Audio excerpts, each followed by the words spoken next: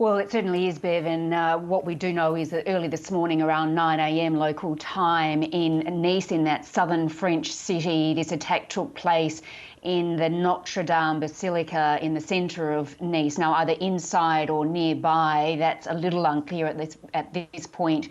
But as you said, absolutely horrific attack. We are hearing reports, of course, that one woman was decapitated and two others were killed in that attack. Now, police say they do have a suspect in hospital and alive, but they have arrested a man in relation to this attack. Of course, Bev, it comes just 2 weeks after the beheading of a teacher outside a school in Paris. So really, the French people will be reeling this morning to hear this news. They'll be shocked. And of course, it comes just after the French president announced last night that the city, or the country rather, will be going into lockdown.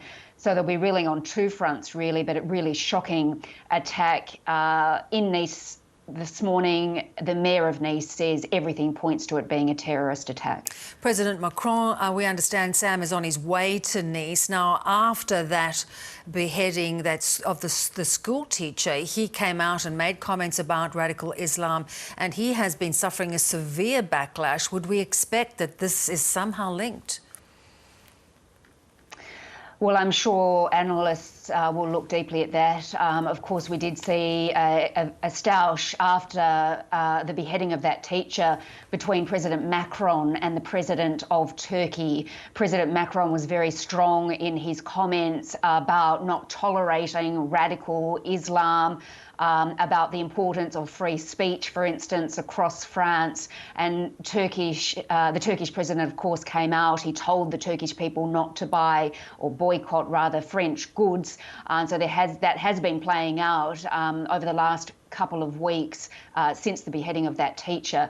Does that inspire extremists within the French community? Well, it could, of course. We haven't had any more details yet about this particular attacker, who he is, what his motives were.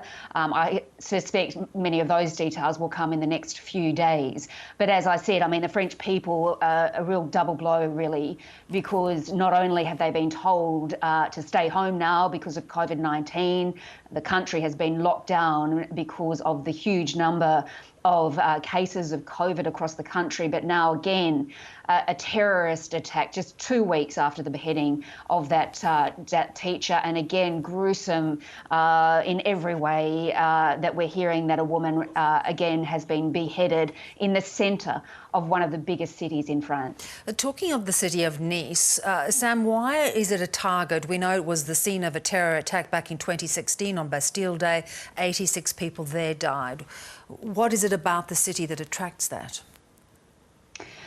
Well, I mean, France, of course, has been really reeling from a number of terrorist attacks over a number of years, and I think everyone would have hoped that this period was over. I think after that attack in 2016 in Nice, there was a very strong police presence and military presence in that city for a long time. That had lessened in recent years, but of course, again, we've seen this very horrific attack. The extremist elements, it's pretty clear, looking at what we've seen in the last fortnight, and also in the months before, we saw an attack outside the former Charlie Hebdo quarters in Paris. The extremism is still there, and police have a lot more work to do. I think President Macron will be going to Nice very soon. He's in crisis talks in Paris at the moment, to reassure the people of Nice that there'll be a big police presence in the city, of course, and to reassure them that this intolerance will not be tolerated. He was very visual and vocal, as we mentioned, after the beheading of that teacher, and he will be again. But you really, Bev, I mean, you've got to feel for the people of France this morning. This is a horrific attack, and as I said, it's a double whammy for them. Yeah, very uncertain times for the country. Sam, thanks so much for bringing us up to date.